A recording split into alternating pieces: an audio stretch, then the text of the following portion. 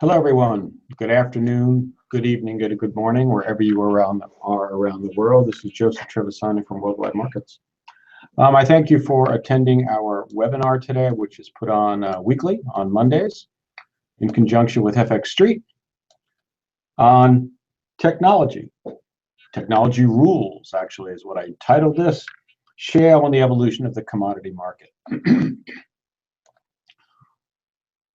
What you're looking at here is not a schematic of a pyramid that I rescued from the dusty depths of a tomb in Egypt.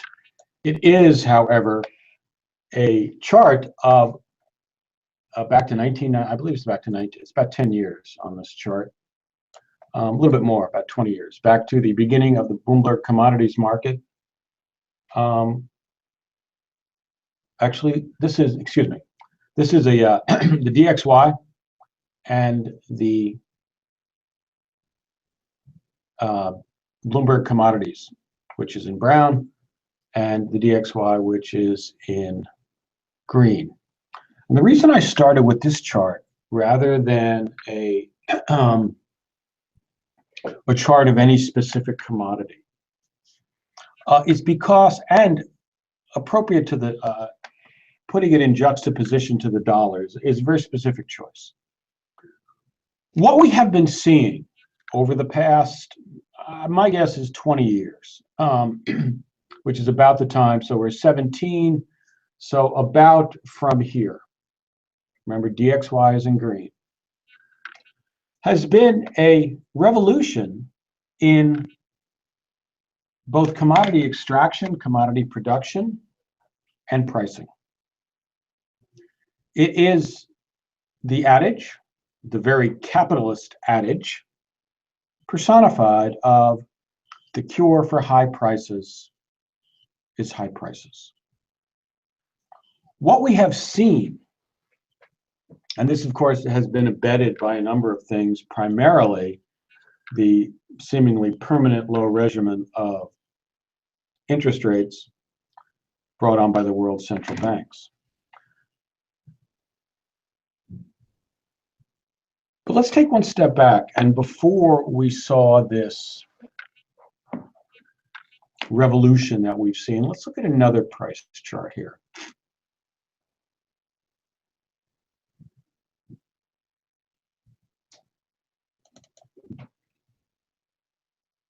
Okay, this is a price of probably the premier industrial commodity in the world. I think we all know what that is. It's oil.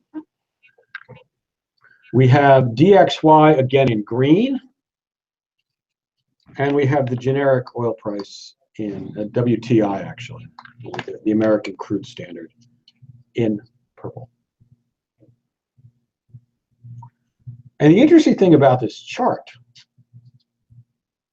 is the same, of course, it comprises a good deal of the Bloomberg Commodities Index, so you're essentially with the same thing, but I could get an oil chart that went back a further 8 years, so I decided to use oil for this, is this peak right here, the pyramid, the one I did not rescue from the tomb of Ramses or any of his descendants.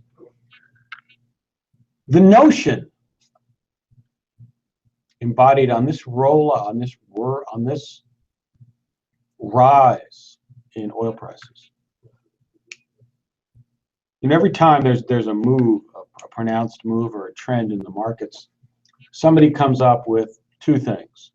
One, a theory to explain it, and two, a reason why this is going to be the permanent state of that particular market. There's a famous quote, and I forget who it's from the era just before the Depression and the crash in '29. And he was a famous economist, I believe, but unfortunately I don't remember his name. If anybody remembers his name, please type it in. And he said that equity prices have reached a new and permanently high plateau. Well, that certainly did not turn out to be the case. After the crash and the Depression, it took 25 years, 1954 approximately, for the Dow level to reach what it had been at just prior, at the peak, just prior to the crash of October 1929. So there's always a theory for everything. Most of them don't turn out to be true. Most of the time, the markets do what we expect them to do when we study oscillators, and that's revert to the mean.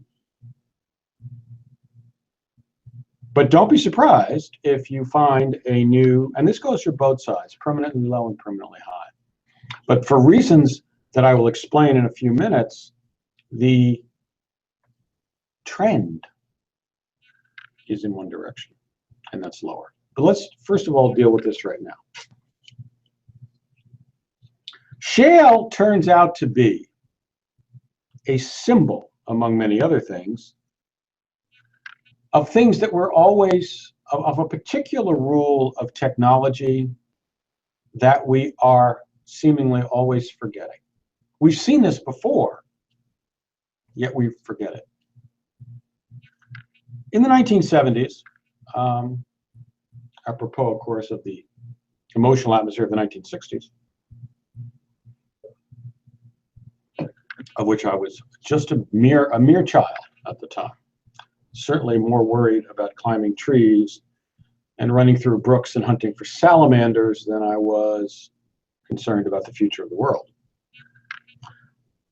There were a number of books, the most famous one, but a whole movement dedicated to explaining how humanity was about to blow itself up, starve itself to death, and basically just turn out to be a very bad player in the global ecology. The book, I think, was Paul Ehrlich's The Population Bomb. I think I've spoken of it before. I'm not particularly picking on Paul Ehrlich, who I believe is still with us.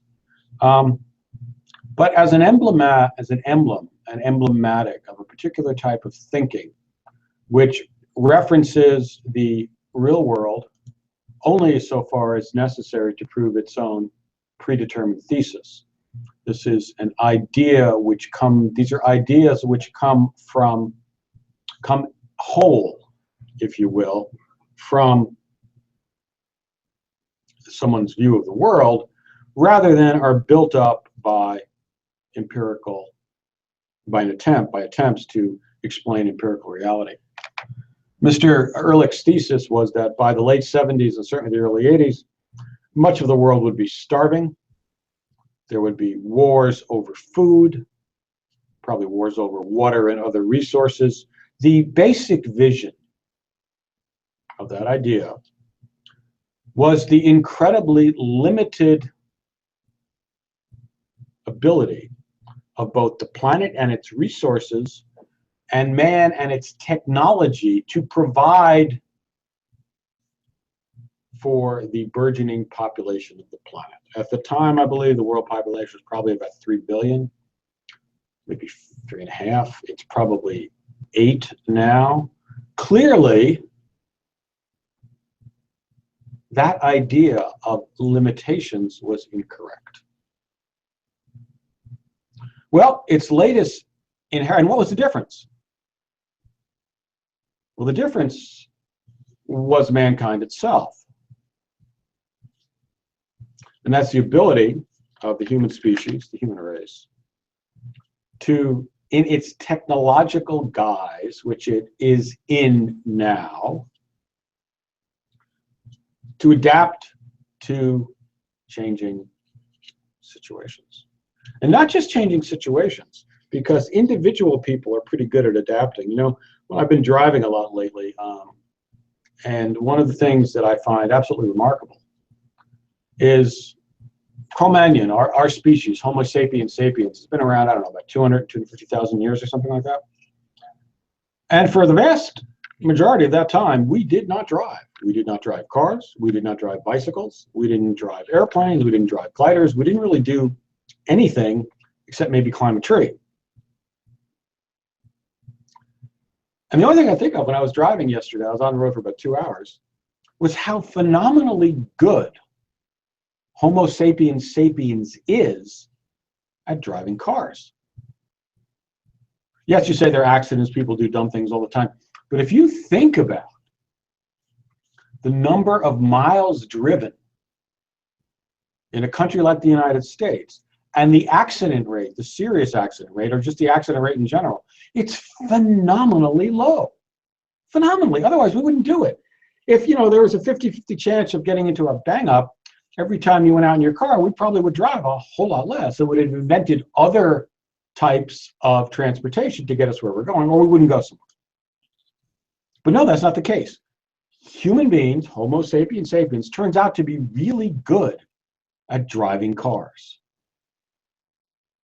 Maybe it was already inherent, or it's simply an activity that, one, we both enjoy, that mankind enjoys, by and large. My mother did not like driving, but everybody else I know kind of likes driving. And it fits perfectly, almost, with our inherent physiological abilities. There is no creature that has ever existed in our planet. We can't speak of other planets, despite the fact that I've been watching all sorts of science fiction shows lately, which is a long interest of mine, is that we are very, very, very adaptable. Well, one of the things, the key, in matter of fact, more than anything else, it's the key to the success and the history of mankind. Now, we were adaptable as creatures because we're essentially the same creatures except for the overlay of culture that we were in the Middle Ages, that we were under the Romans or the Han Chinese or the Tibetan Empire of the 8th century, or anywhere else in history and in culture that you want to envision. We are the same. But what's different is not only are we the same and adaptable, but the technologies that we invent and the systems that we have, basically capitalism, that support and foster and enable and promote our technology is also incredibly adaptable. The food famines, the food riots, the wars, predicted, and not just by Paul Ehrlich, who is unfortunately has become a poster child of mine for getting things completely wrong.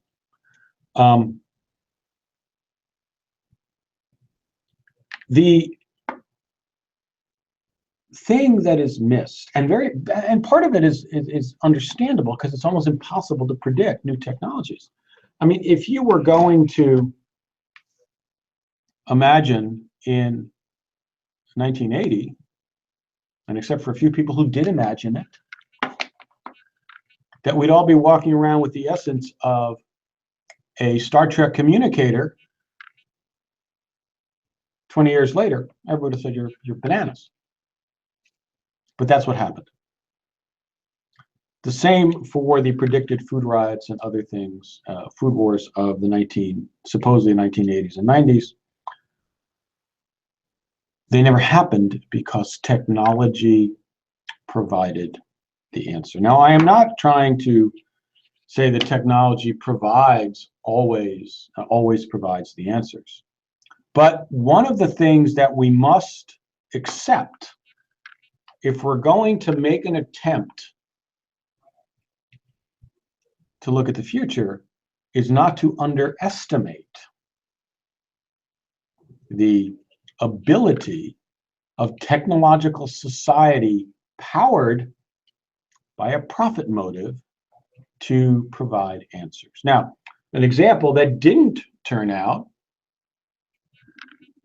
was from the 1950s, when the advent of the hydrogen bomb, not the uranium bomb, but the hydrogen bomb, the fusion bomb, the bomb that requires the uranium bomb to set it off, and that powers the sun and the rest of the universe, would shortly, because of its both plentiful supply of fuel helium and hydrogen. Wait a minute, hydrogen, and its ability and lack of dangerous byproducts. You don't end up with waste material with a half-life of 50,000 years that's poisonous for 49,000 of those years.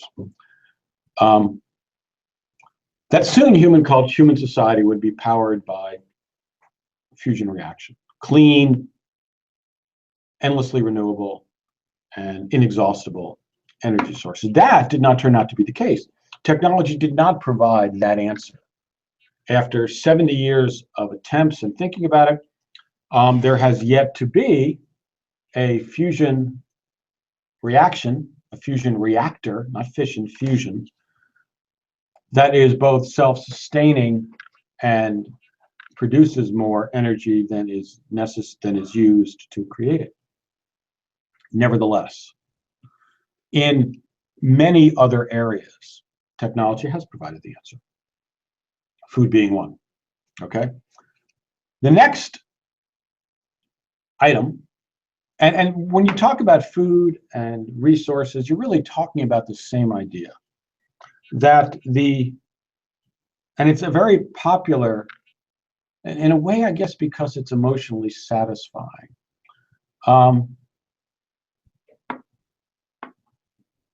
It's sort of not the idea of the Renaissance. What a work is man. I forget the quote. Where man is the measure of all things. The proper study of man is man. It's not that idea at all. It's the idea of man as an interloper, as a destroyer, as a outgrowth, almost an excrescence on existence, on the natural creation. So the idea of technology providing an answer is something that does not get factored, and in many ways it can't be. If you're looking at, let's move a little bit from the general and the philosophical to the specific, which is peak oil. This period right here in the chart from like 1998 up to that ridiculous peak in 2008 of $150 or whatever it was for a gallon of oil. And one of the theories that was out at the time, and you'll still hear it occasionally referenced, you just give you an idea. There was another sociological theory in the United States. It wasn't a theory. The great crime wave that peaked in the United States in the late 80s and the early 90s was predicted by a number of sociologists and others who, pardon me, but pretend to a scientific discipline, that it would get worse and worse, and we would live nowadays in the era of the super predator, whatever that meant. We would move on to the world of A Clockwork Orange, Anthony Burgess's amazingly accurate in some ways prediction of, and he wrote it, I believe, in the 70s, of the future that was coming, the sort of the dissolution of society into violent clans, basically, and the inability of government and culture to deal with it. Now, we all know that, at least in the United States and everywhere else, this did not happen. And I have yet to see a coherent sociological explanation for why this didn't happen, but it did not. The deterministic explanations of a prior generation as to why crime was rising based on poverty were clearly, if you will, the Marxist interpretation, were clearly inaccurate, because poverty didn't change very much in the period in which crime declined by well more than half. So without dwelling too much on that, again, we have another change in society, this time on the cultural side, which was unpredicted. The people who dealt it or were in the forefront of bringing about this change. And there are other reasons. This is why I'm so fascinated by this one, because although some of the theories of different kinds of police work here in the United States, starting with Benjamin Bratton in New York at the time under Rudolph Giuliani, were purely from a practical point of view. There was no grand sociological cultural theory that we're doing something here and we're going to change the way the culture and people growing up in that culture look at crime and participate in crime. There was nothing like that. It was simply practical police work. Whether you can say that that practical police work and its clear success went over into general culture and then helped people change their minds is well beyond anything that I want to go into here. But again, we have another example of an unexpected development affecting a very wide range of society. So in this period here, we had the theory of peak oil. And I'll read you what I wrote in the write-up today in case you didn't read it. Peak oil. The notion that markets and industrial nations, that's all of us, were doomed to an ever-restricting supply and an ever higher price for crude oil, the basic industrial commodity, has proven to be one of the great fallacies of modern economics. That is simply an empirical statement. It doesn't mean that drilling for oil or fracking is good or bad. It doesn't mean that mankind is an interloper in the natural world, Shiva, the destroyer, or is an improvement. It doesn't mean any of that. It's simply an empirical statement. Peak oil was a theory that was quite prevalent, and you can still find it around now. They're still making the same noise. I mean, there's enough shale oil out there to run the world's economy even at an increasing rate for maybe 200 years that we know of now. In 200 years, maybe we'll find something else. Who knows? Industrial society is predicated on the availability of energy. That is what drives everything. If there is no energy, then there is no manufacturing, there is no steam, if there's no cheap energy. Coal in the Iron Age, no, the Iron Age, sorry, not the Iron Age, I'll think of the Iron Horse Age. To change a 6-month or 4-month voyage in a ship around Cape Horn to a 6-day trip across the country on a train, or a 2-week trip. What made that possible? Coal. Coal and coke for industrial metal production. Coal to drive steam engines across the country. It's the availability of cheap energy that is the sine qua non, that which without nothing else, Latin, is the basis of industrial society. Now, a lot of these ideas come from an excellent book that I could recommend everyone read. It's by Matt Ridley, a British author and member of the House of Lords, I believe. It's called The Rational Optimist. And he is talking about many of these ideas are borrowed or elaborated on the ideas in this book. And I want to give credit where credit is due, since it's a brilliant book. It's not one that gets much coverage, although many people know about it, simply because it's optimistic. Its basic premise is that technological society, powered by the profit motive of capitalism, has found answers to many, many problems. Doesn't mean that mankind is suddenly a perfected creature, that our morals have kept pace with our abilities. It doesn't mean anything like that. It is an observational thesis. It is based on 150 or 200 years of technological evolution. And we're seeing an enormously compressed version of that in shale. This is 2008. 2008 yet be not a decade ago. A decade is 10 years, as we all know. Most of us who are listening here have many decades under the belt, so to speak, myself included. So 10 years ago, almost exactly 10 years ago, a little bit shorter, oil was pricing out at, $150 a barrel. Oil in the United States was rising per gallon past $4.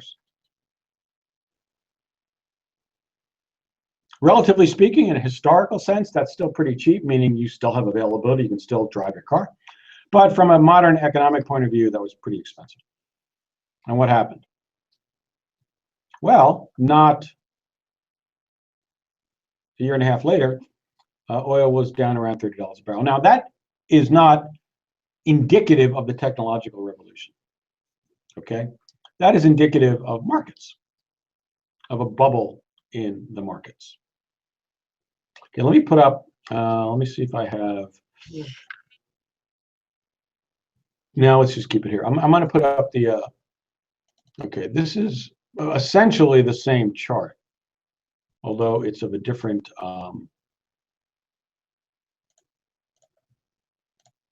different commodity. Again, here we have the DXY, green, and we have this time the Bloomberg Commodities Index. It's, of course, it's essentially the same chart. This period here, you can say it's from 2002, or you can say it's from 1999. It doesn't really matter. Of accelerating prices. Now, this isn't just, remember, this is the commodity, that's why I put it up. Remember, high price is its own remedy in a capitalist system. And we'll talk about that in a second.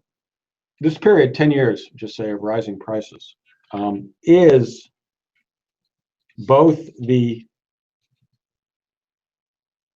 cause, well, let's put it this way. The cause of that is twofold. One is the availability of funding, meaning interest rates. Money was very, very cheap for most of this period right here, especially from 9/11 on, 2001. The Fed kept rates probably far too low for far too long.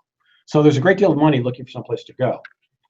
And much of it found its way into the markets and into projects. You got money, you got to do something with it, you can borrow it. So part of it drove the markets much higher, but one of the side effects, if you will, of oil prices and commodity prices so high is that it started to look like investing in resources, resource extraction, would be a very beneficial and profitable endeavor for the foreseeable future. Now, what was behind this? Part of it was sort of the advent on the world mind, if you will, or the consciousness of the world, of the success and the power and the extent of China and the other developing nations' ascent into industrial powers. Markets are psychological creatures. And at the time, this is the latest incarnation of the endless fascination with China from the West, and the idea with all those people, you're bound to make a lot of money if you can just sell everybody one pencil. Well, at the time, and certainly in the markets, and into some of this period here as well, China was looked to be an inexhaustible source of demand for all sorts of commodities. So one, you had cheap money, and two, you had this vision of China ever increasing demand for commodities. That didn't turn out to be true of case. Neither one of those turned out to be true.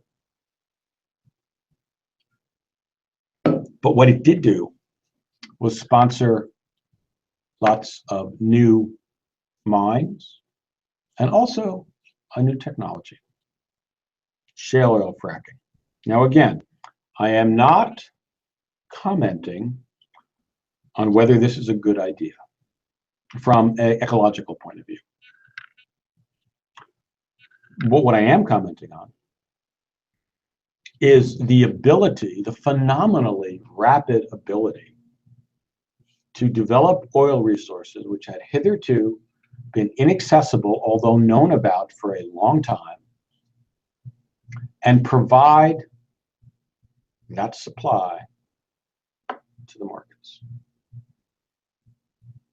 What was supposed to be peak oil, meaning that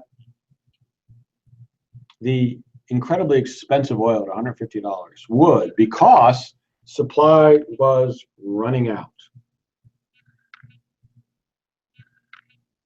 Well, if you don't have enough supply, what will happen? One, the price will go much, much higher, and two, and this was kind of the logic behind this idea, is that will force technological society to restrain itself and also to turn to other resources.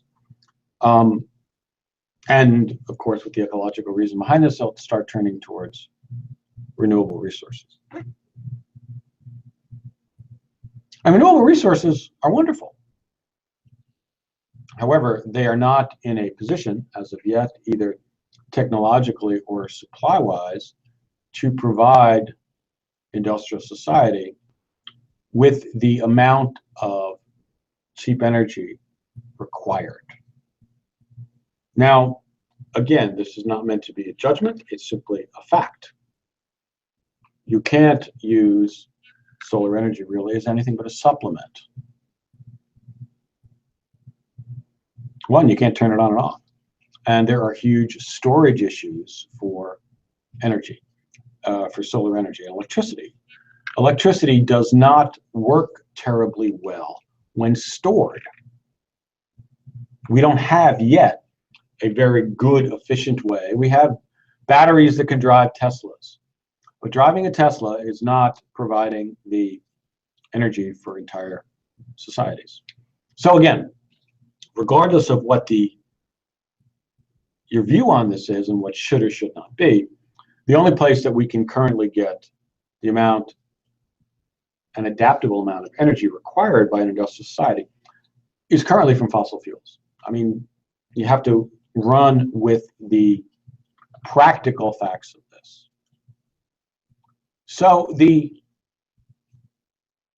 advent of higher prices, as driven here and portrayed in the commodities index here, sponsored technological innovation. Technological culture is incredibly adaptive. Like its creator, the human species, it responds phenomenally well as a method for adapting to a changing environment. The changing environment was the diminishment of readily available oil supplies. The kind of easily tapped oil supplies that were available in West Texas, and before that in Pennsylvania and other places in the late 19th century. Actually, who just died? David Rockefeller just died about a week or two ago, former head of Chase. But more interestingly for this topic, he was 101. The last living grandson of John D. Rockefeller. John D. Rockefeller, whose business in oil goes back to the 1870s and the oil fields in Pennsylvania. That is now 140 years ago.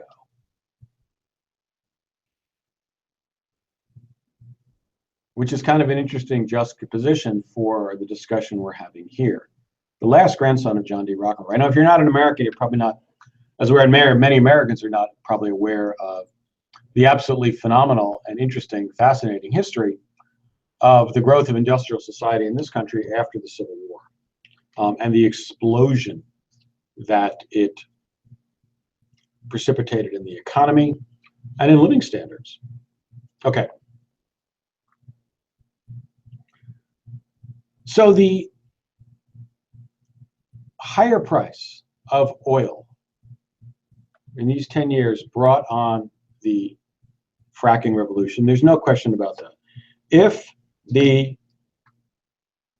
discovery, if there had been other easily accessible oil that simply was waiting to be discovered, and oil companies were looking everywhere, then there probably would have been no reason and no impetus for the shale oil revolution. But in fact, there wasn't. So these enormous supplies of oil are now available. So let's go and now let's look at the WTI price.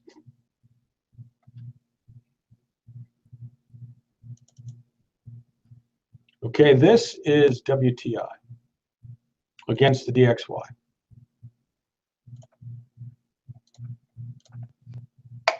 WTI is in purple.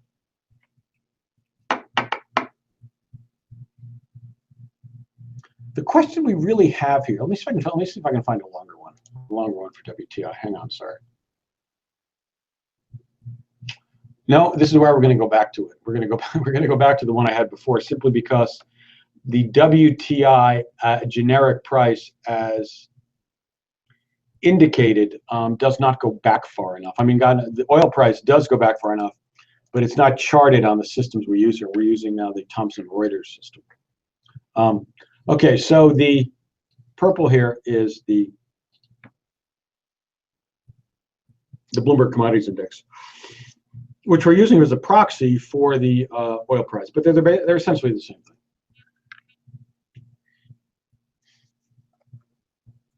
This change here, well, it gets back to $100 and then crashes all the way down to, it's now in the 40s. Means what? The systemic change in the price of oil brought on by shale production here in the United States, in Canada, and if anybody really wants to be a player in the oil market these days, they're going to have to participate. 3-4 years ago, the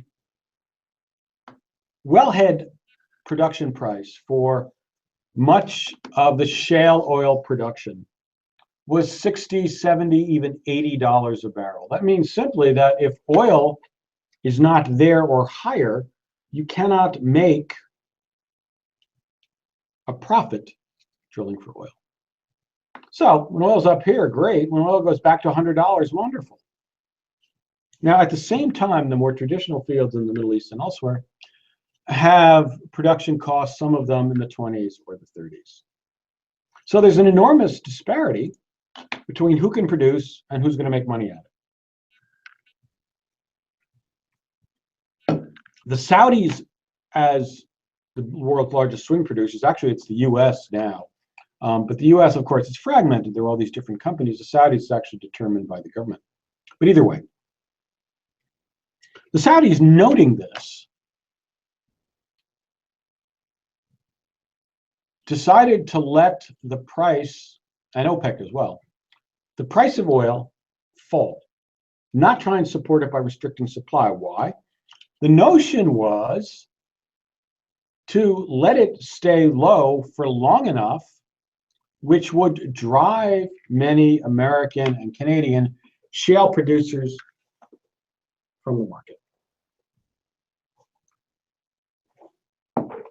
Oil production is a high sunk cost endeavor. What does that mean?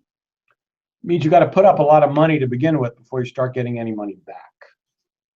You need the money to drill, you need the money to pay for land leases, you need the money to pay your crews, you need money to process the oil, to transport. All this stuff's got to take place, expenditures, before you start seeing a drop of income from any particular well. Knowing that, and knowing that all of this capital is borrowed money at very low interest rates, nevertheless borrowed money, The idea of the Saudis is quite simple. Well, we'll force these people out of business. They'll go bankrupt. They won't be able to support their debts. Shale production will crash, and the price will then go back up. But that's not what happened. What happened is, again, a signal achievement of human technological culture. Although we don't look at it that way, but that's what it is. Production costs dropped. The technology became infinitely more efficient. Wellhead production costs for many Balkan fields, not Balkan, but shale oil fields now, and tar sands as well, are somewhere below $40.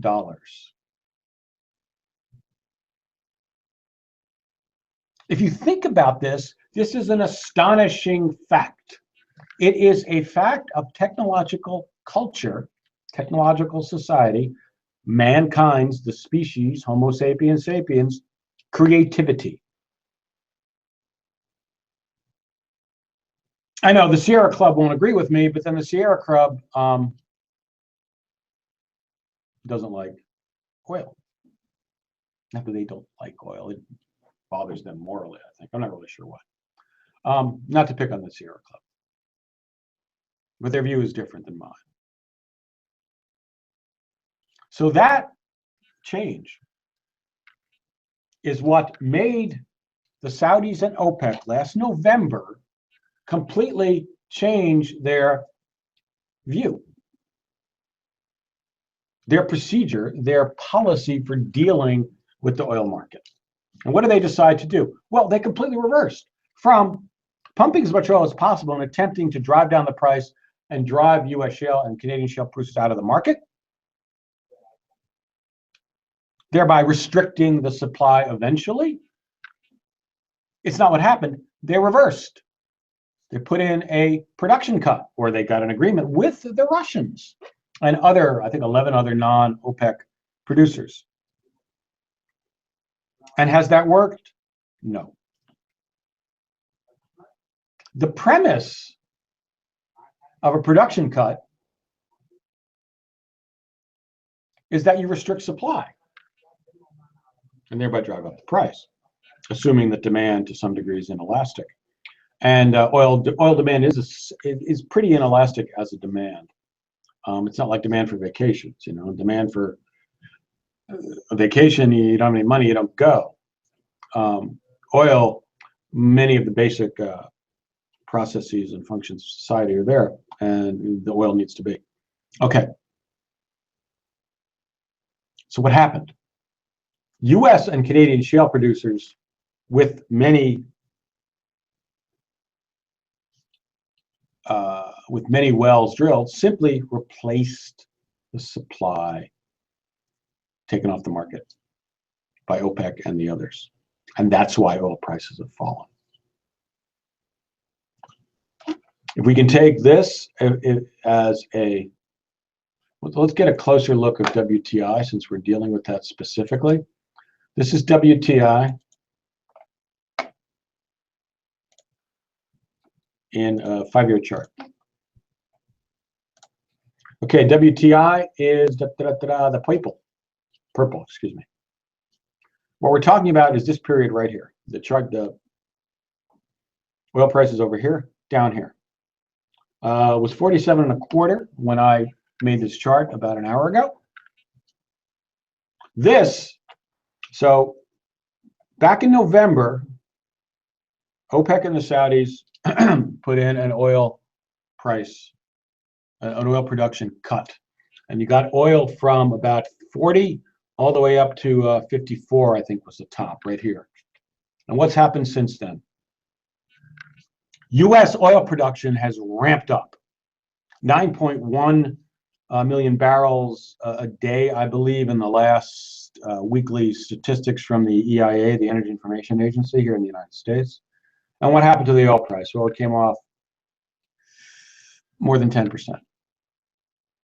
It appears that both the flexibility, ability, and willingness of oil producers has permanently capped oil production. I mean, oil price increases. The idea of peak oil has been dealt apparently a death blow by technological innovation here in the United States and in Canada. So if oil, and oil is the major industrial commodity, are we looking at, emblematic of this, a permanently low level, as permanent as anything can be for the foreseeable future, for the next 5 years, low commodity prices? Are oil companies and drilling companies and mining companies going to be a less than stellar investment for the next 5 or 10 years? Now, the interesting thing about the oil market is there were, and these were known long before fracking became as common. And one of the reasons why fracking is so adaptable to price changes is because the way it works, I was reading about this, and you know, one of the things that's fascinating about markets and about prices is the practicalities matter a great deal. So most shale oil drilling, fracking, takes place not on owned land by the oil companies drilling it, but on leased land.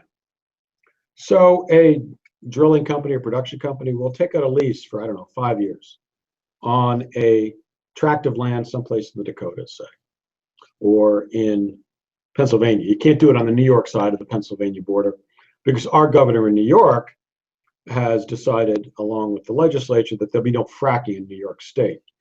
I'll let that pass without comment. So these companies lease a certain tract of land for a certain number of years.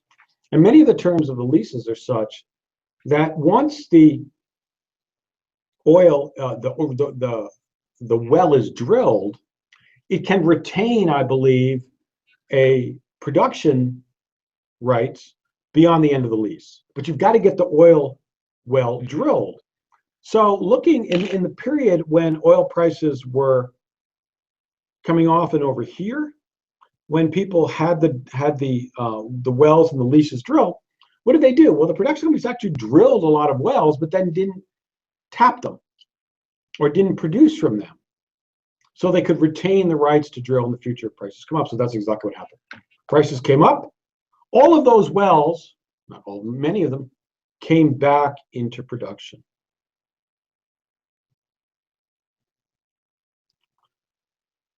The ability to be this adaptable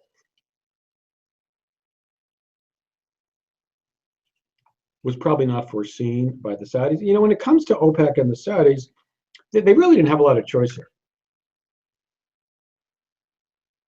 They're not quite buggy whip manufacturers, you know, that great, or Sears, if you're looking at it now. Sears apparently will eventually, sooner than eventually, go bankrupt. It's very interesting. Sears was the first mass marketer in the United States. Its catalog, the Sears Roebuck catalog, starting in I believe the late 19th century, with the advent, of course, of trains, the ability to deliver the goods ordered, brought consumer products to the entire country. You know, I was reading this, the Little House on the Prairie books with my kids.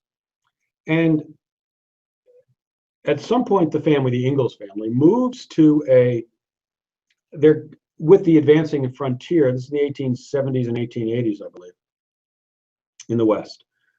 And they move to a new settlement that is on the railroad.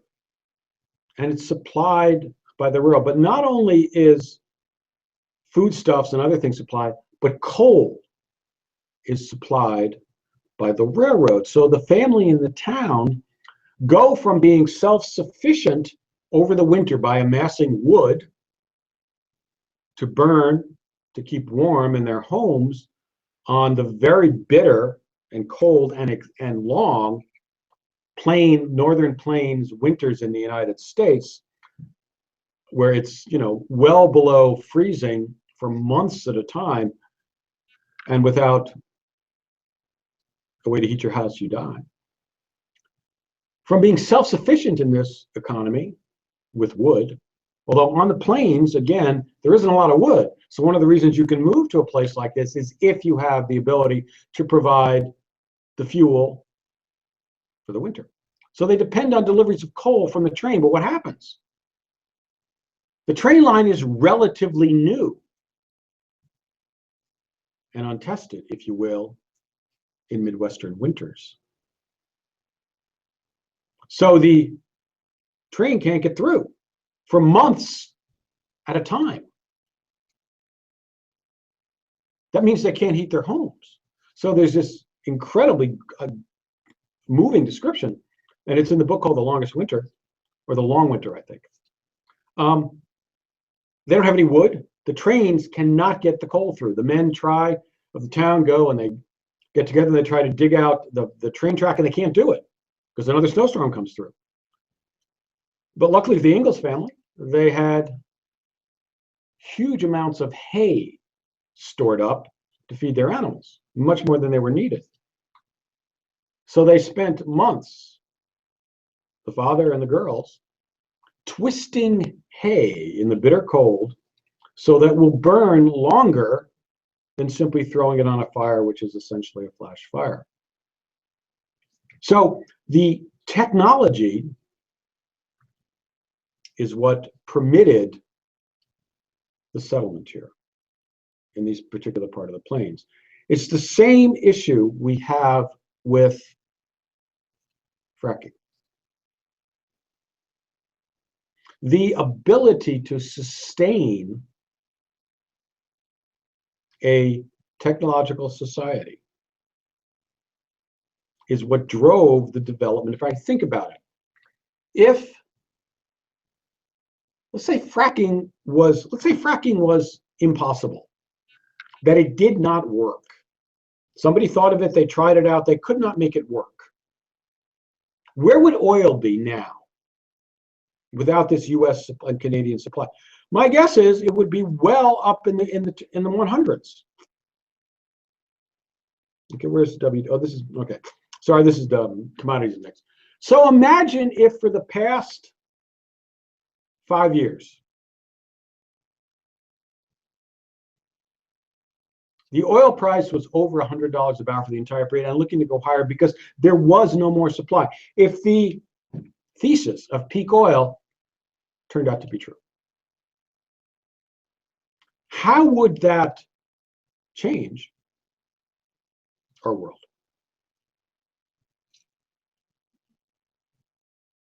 Certainly economic growth would be affected. Incomes would be affected. And we would be looking at a very different future. Until, of course, and there would be enormous amounts of money, privately directed mostly, but some from governments as well, looking at other resources. Because the need to supply energy to an industrial society is irrevocable. If we all want to live the lives that we do, then our culture must, and our society must provide cheap energy. So the difference between the oil market, where there was this supply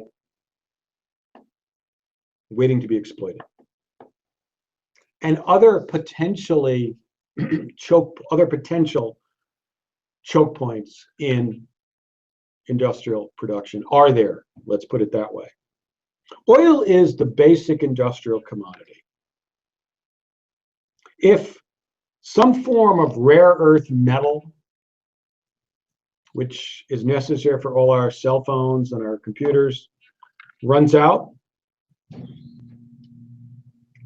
that's not a basic need, not basic in the same way that oil is. Oil is, in many ways, a unique commodity because it underpins all of the other activities. As I said earlier, it is cheap energy which enables industrial society. Without cheap energy, nothing else happens, or it doesn't happen the same way, and it's much more expensive. So we could afford to run out of, and I don't think this is the right one, but selenium, something used in the production of cell phones. And I would imagine that the companies who produce cell phones and circuits would find a substitute. But there really isn't much yet on the same scale of availability and ease of use. There isn't yet a replacement for oil. So whatever we want to think about, or whatever we feel about the idea of peak oil and what it represents for the interaction of our species, Homo sapiens sapiens, with the natural world, our planet, we must also recognize that our exploitation of oil and other natural resources is what makes our industrial culture, which we all share, possible. And we should all be grateful that peak oil, the idea of peak oil, turned out to be incorrect. Okay, thank you all very much for attending. I hope this little disquisition on technology and its evolution was interesting. I hope everyone learned something. We will see you next week. I don't know what the topic is. I'd like to say that this Wednesday we're going to do the market directions interview with a well-known technical analyst here in New York and former colleague of mine, Edward Moya. That is at 10 o'clock New York time, Eastern Daylight Time now on Wednesday. Again, thank you all very much for attending. Everyone have a great day, and we'll see you on Wednesday or next week. Everyone take care.